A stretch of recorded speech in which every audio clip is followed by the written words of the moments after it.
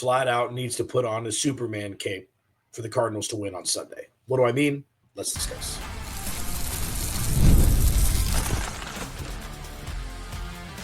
You are Locked On Cardinals, your daily Arizona Cardinals podcast. Part of the Locked On Podcast Network, your team every day.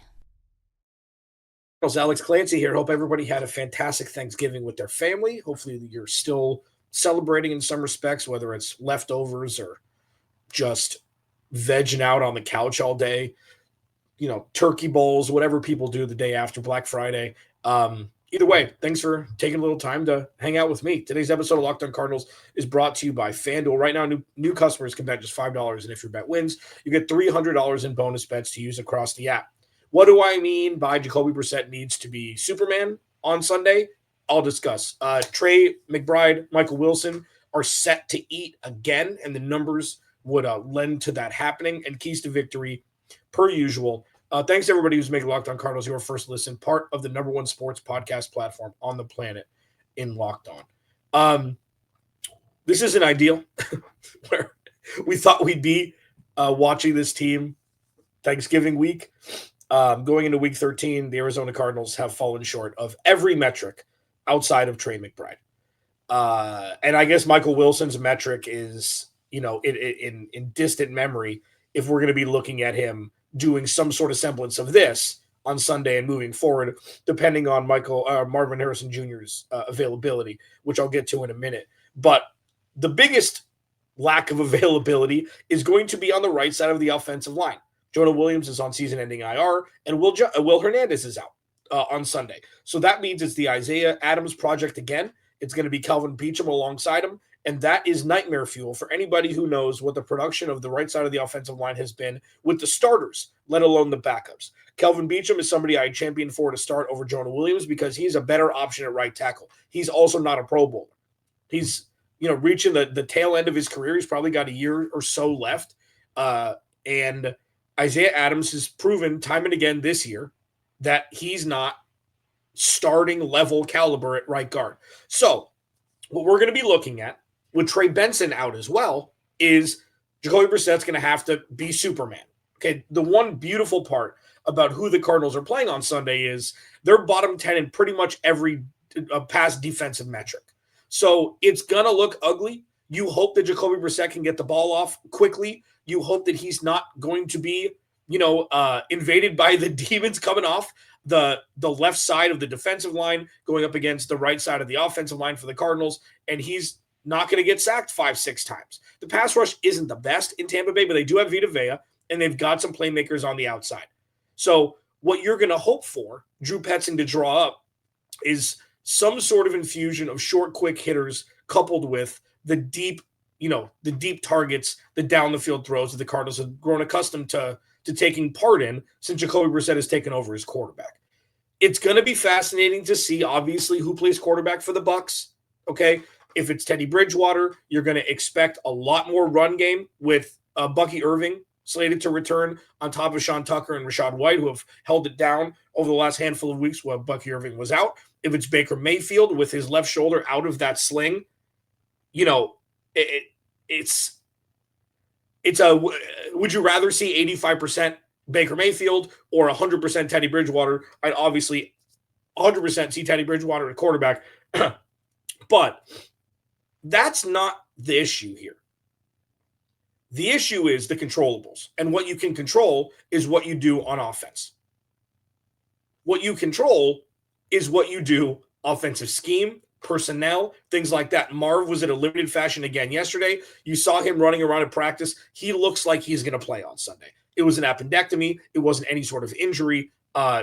2 full weeks removed. Laparoscopically, I had my appendix out a few years ago. It's very small, like 2 or 3 very small incisions. It obviously takes time. You don't want it to rupture.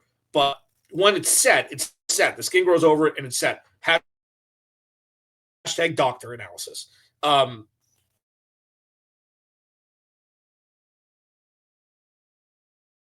Michael Will and Greg Dortch.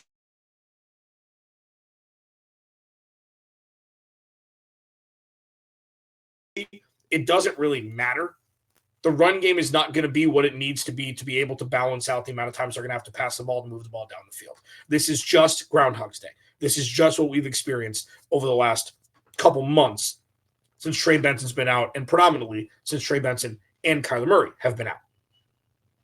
So Jacoby Brissett's going to have to put on a Superman cape because it's going to be rough with the offensive line. Now you're looking at 3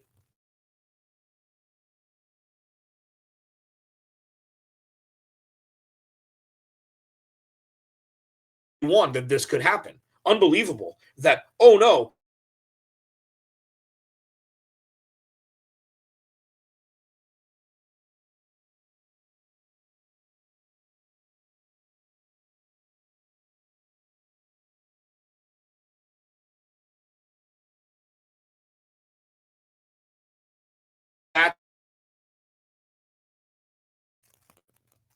and when you look at the production when Isaiah Adams is on the field over the last couple of weeks where he's been, spot playing snaps, it hasn't been great. So it's what it's going to be. Jacoby Brissett's going to have to overcome it. He's going to have to throw the ball a lot. But the saving grace here is that the Cardinals offense has been able to move the ball down the field as efficiently as possible without having some sort of semblance of a run game.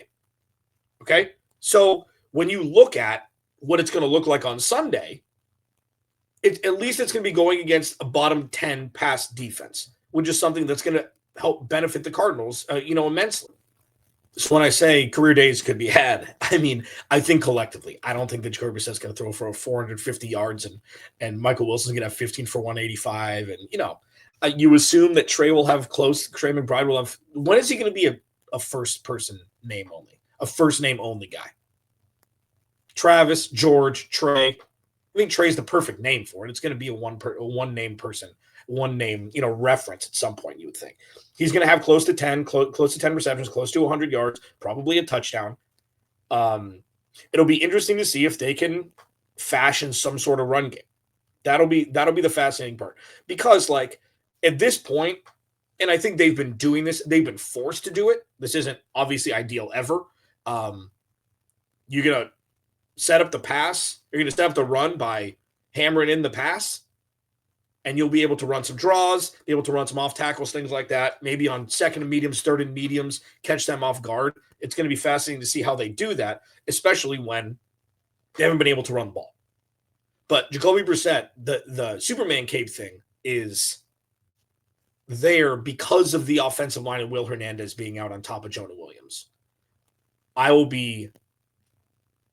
You just hope that he can stay with as clean of a jersey as possible, be able to get the ball out. That part is going to be on Drew Petzing. So what I'll be watching for most on Sunday with the game plan is how many quick hit throws they provide to allow, to yield, hopefully, the defensive pass rush to have to back off a little bit.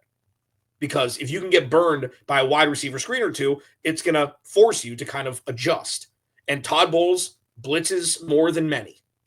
And you know that they've seen all the tape on where to exploit this team. With Vita Vea in the middle, he will be lining up in front of either Isaiah Adams or Evan Brown. And that terrifies me. Locked On Cardinals, your team every day. Trey McBride and Michael Wilson are going to eat. What about Marv? What about all of them? They probably all will. And let's assess what that looks like next. Today's episode of Locked On Cardinals is brought to you by FanDuel. The NBA is back, and there's no better place to get in on the action than FanDuel, the official sports betting partner of the NBA. And even if you missed the start of the game or want to ride the hot hand, FanDuel has live bets on everything from who will score next to fourth quarter comebacks. Plus, you can even combine your live bets into a same-game parlay for a shot at a bigger payout, and it keeps every game exciting, especially when your team's making that late push. Listen, the Suns are the talk of the NBA, especially the Western Conference. You want to put a little cheese on the Suns? You can do it over at FanDuel right now. FanDuel is giving new customers $300 in bonus bets when your first $5 bet wins. So head to FanDuel.com to sign up and play your game with FanDuel, the official sports betting partner of the NBA. Please go to the YouTube channel. Search Locked On Arizona Cardinals. Hit that subscribe button, man. You know the drill. You know what we do here. This is what we've done here for so long. 9 seasons, man. And, some things just never change. That's kind of where we're at. The Cardinals are 3-8, going on the road, morning slate in Tampa Bay. This is a team, the Bucs, that desperately need a win if they want to stay in playoff contention and winning the division, because that's probably how they're going to get in the playoffs. I would expect, rational conventional wisdom would lend you to think that Teddy Bridgewater is going to play. But rational conventional wisdom doesn't really adhere to what Baker Mayfield does. He was in a sling at the end of the game, Sunday Night Football, and even though it's a mini short week, because it's only about 12 hours, because they played Sunday Night Football and then they play in the morning slate on Sunday, I wonder how much of that will play into it. It's obviously a hair splitter there, but if Baker Mayfield's close, he's going to go. Now, the only thing with that is if he, gets hit and he falls on that left shoulder, there's no real way to simulate that before the game to see how he would react. Because if he misses time, their playoff hopes are dashed. And they've got division opponents pretty much for the rest of the year. They've got Atlanta, they've got Carolina twice. This is crunch time for them. So if they think they can get a win by leaning on the run game with Bucky Irving back and playing a very tight offensive, have a very tight offensive scheme, maybe that's the best route. And listen, the Cardinals haven't been very good at stopping the run at times this year. So it'll be fascinating. But either way, the Cardinals have one game plan: throw the ball a lot. And Trey McBride and Michael Wilson are going to eat. It's going to be fascinating to see the infusion of Marv. It's going to be very fascinating. I would assume he's going to play. At this point, it doesn't, for the sake of the game plan, it's if Marv plays, they're going to throw the ball more. If he doesn't play, they're going to run the ball more. No, they're going to throw the ball 45 times. That's their only option. Unless somehow Amari DiMercato comes back and he's able to spearhead a run attack that's been dormant, they're going to throw the rock. So the dispersion of targets is going to be fascinating to me. Trey's going to get his, and this isn't they need to throw to this person to keep him happy. They need to throw this to balance it out. No. Whoever's open is going to get the ball. For a while, it was Michael Wilson and Zay Jones and Trey McBride getting looks early on with Jacoby Brissett. Jacoby Brissett's going to throw to the open receiver. He threw to Xavier Weaver on 4th and 4 with the game on the line last week. Okay, it doesn't matter. So it'll be very interesting to see how Marv and Michael Wilson, quote unquote, fight for targets, because it's the first guy that's open gets the ball. And they kind of play the same position. Marv can move around a little bit more. Michael Wilson's more of a straight X. We'll see what that looks like again with both of them on the field now primed to get targets. So the only thing that I don't think will happen if Marv plays, the thing that I don't think will happen is Michael Wilson is going to just far outshine Marv.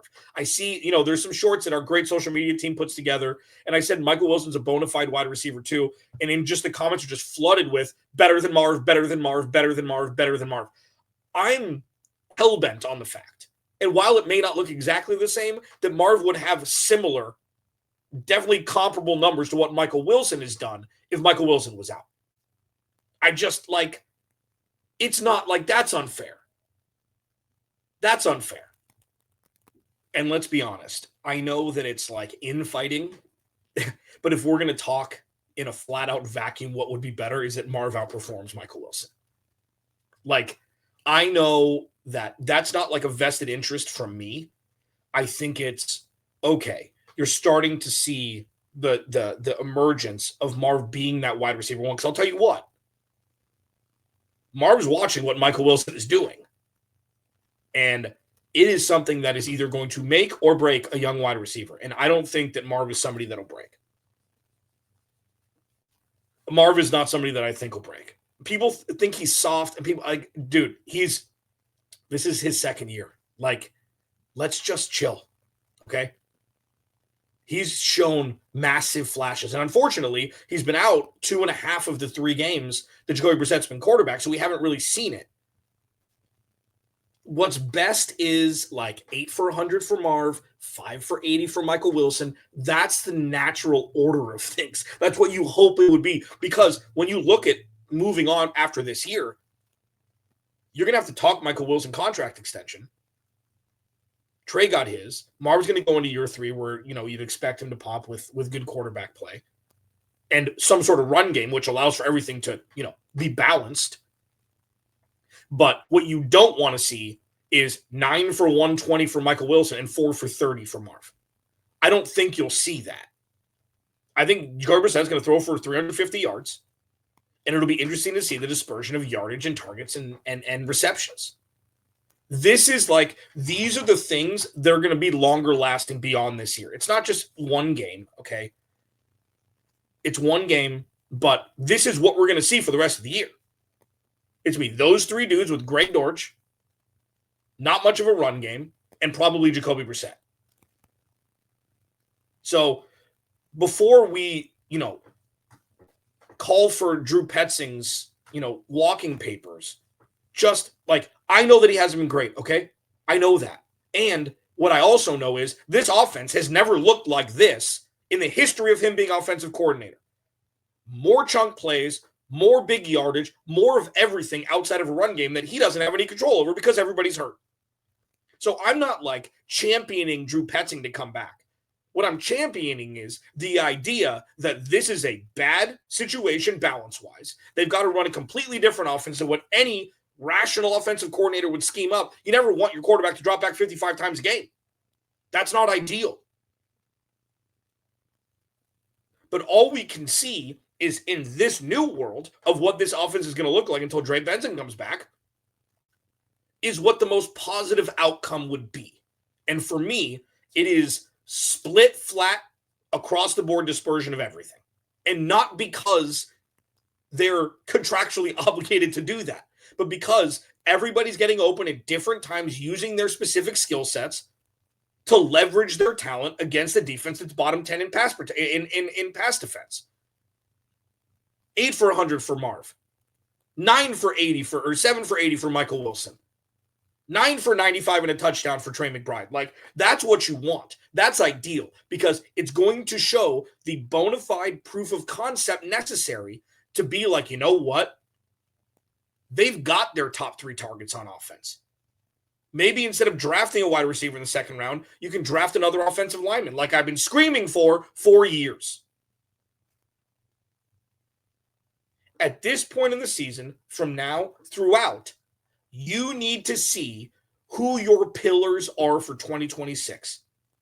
That's the most important thing. And for the whole, it's good if they lose crowd, stop. There's never a good thing about losing in the league. Well, you get a top pick. Cool. That's next year's problem.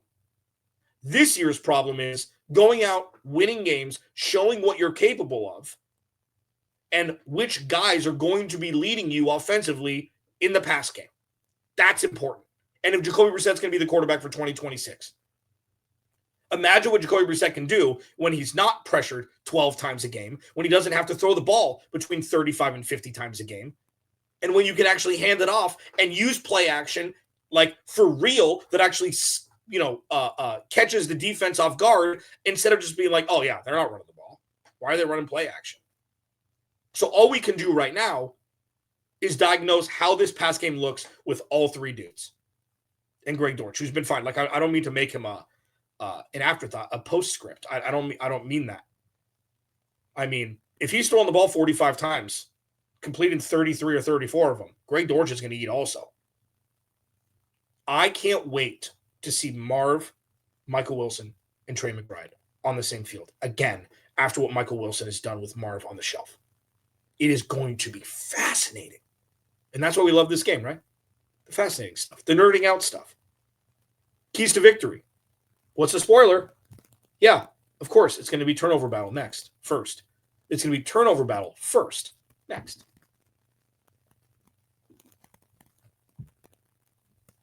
My brain was a little scramby eggs there.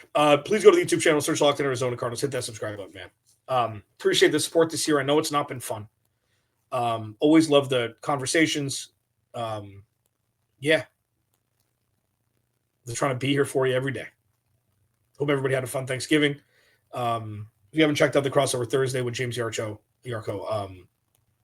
with Locked On Bucks, it was very, very fun.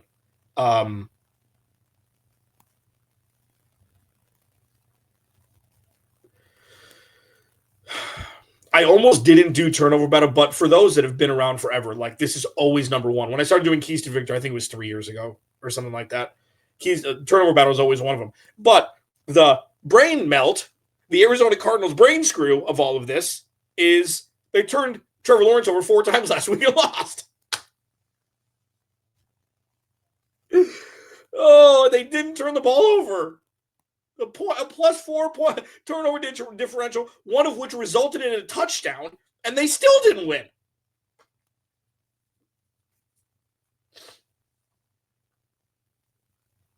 I'm just going to talk here. We got 9 minutes. I should get a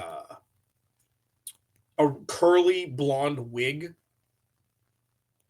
and just put it on whenever I feel like I'm taking crazy pills. And I just pay homage to Mugatu from Zoolander. If you don't get the reference, YouTube it. If you're too young, like if you're in your 20s, you don't understand that, get yourself learned, man. Watch Zoolander. So, that old chestnut. Protecting Jacoby Brissett. Okay? Like, it's not rocket science. It's going to be difficult this week. And I hope Isaiah Adams shuts me the hell up. Truly. I want everybody to win. I want everybody to win.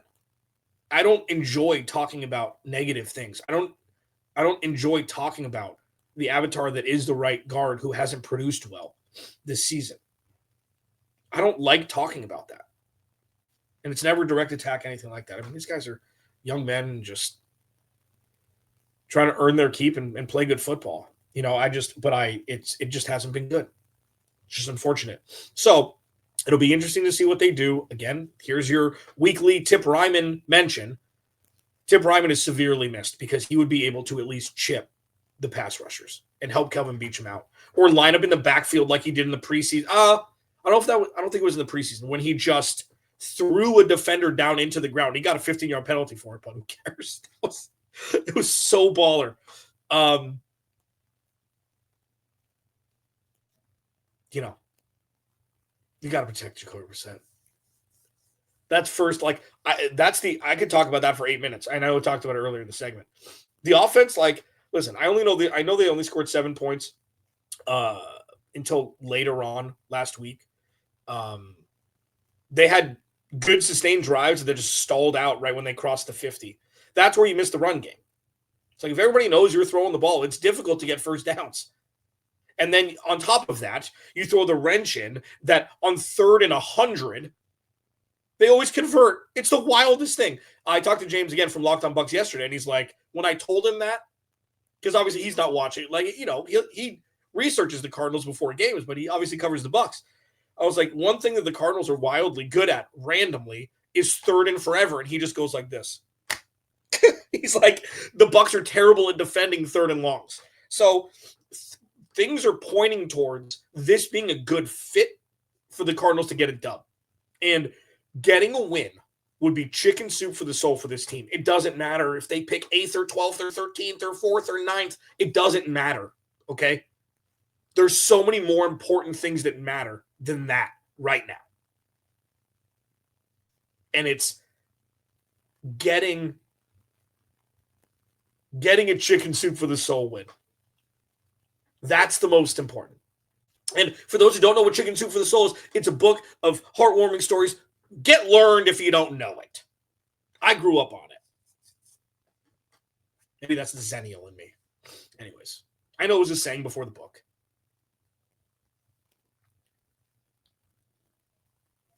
You just got to protect him. And then he'll take care of the rest. And this is not like, oh, well, you're saying Kyler Murray couldn't? No. I'm just like, this is where we're at, dude. The whole point of every single one of these shows is talking about what's happening now and the tributaries that feed off of it. We can talk in the offseason about what's next. We got to talk about what's now, right now. We live in a different world than we did, earlier in the season. And keys to victory wise, of course, win the turnover battle. Let's just put that on ice for a sec because they did that and lost last week. Protecting Jacoby Brissett's number one. Okay. What are the things do you feel confident in? Pass catchers catching the ball. They need to continue to gel with Jacoby Brissett. Every time Michael Wilson gets interviewed, he's smiling like he's 10 years old and he got a free lifetime pass to Disneyland. It's a different thing with Jacoby Brissett. I'm not saying it's better. I'm not saying it's worse. I'm saying it benefits Michael Wilson more. That's it. And then if it's another key to victory is, regardless of who the quarterback is, and it's going to be different packages, it's going to be different rush fours, blitzing, schemes like that, especially if they're going to lean heavy on the run with Teddy Bridgewater is, you got to make Teddy or Baker make mistakes. It doesn't really matter who the quarterback is. They're going to throw the ball probably a bit more with Baker, a lot more with Baker. They're going to run the ball a lot more with Teddy Bridgewater if he starts. But either way, you got to make them uncomfortable. And I think what we saw last week finally were the exotic blitz packages that we've been waiting for. I know a couple of astute people on Twitter said they weren't able to do it earlier in the year because they were going up against good wide receivers, so they had to keep the safeties back. They couldn't put them at the line. I understand in theory that they played a lot of good teams last year and they were able to get home. And Jalen Thompson had a sack that resulted in the touchdown, and Budda Baker had a sack also. So I'm sending weird things at the quarterback. Not like gag gifts or things. Like I'm sending different players. And I think a lot of that has to do with, and I didn't really talk about this show because either he's going to play or he won't. It's going to be good if he does. It won't be if he doesn't. Will Johnson's limited. We'll see if he plays. JG said earlier today that he had his best practice as a Cardinal yesterday. One of his best practices as a Cardinal, paraphrasing. So if he plays, it adds a lot more elemental stuff with being able to bring guys, being able to bring DBs. If you have who's your second best corner now, alongside Garrett Williams, wearing number 0 on game day and not standing on the sidelines. So, in summation, Drew Petzing needs to scheme quick hitters, especially early, to keep the pass rush on its heels. And then that sets up the deep ball. Instead of setting up the pass game by running the ball, you're setting up the long pass game with the short pass game. You got to keep Jacoby Brissett's jersey as clean as possible. You got to pressure whoever the quarterback is. And when it comes to the run game for the Tampa Bay Buccaneers, luckily, Rachaad White is not a big play guy. Sean Tucker's got a little bit more scoop, but he's not a burner. He's more of a bully guy. And Bucky Irving's the star. Bucky Irving's the Jahmyr Gibbs of the Bucs. So if they're going to run the ball for 250 yards and the Cardinals lose that way, that will be that's when you start to have the Nick Rallis conversations. Not grave ones, but it starts becoming part of the conversation. I don't think that'll happen. And I only think that could happen if Teddy Bridgewater starts. And if Teddy Bridgewater does start, then you can stack all 11 guys in the box and make him throw. And I say it tongue-in-cheek with all 11. The Cardinals have a very real chance of winning this game. They've got to protect Jacoby Brissett, and they've got to put pressure on whichever quarterback rolls out for Tampa Bay. I was Clancy, Locked On Cardinals. Post-game, it's early morning window, so you'll see my big dumb face around 2 p.m. Arizona time, immediately following my 15-minute go. We'll be doing the Cardinal Squad Show with Jamil Douglas, Ben Garcia, and myself. Until then, remember, without you, there is no me. I'll talk to you Sunday.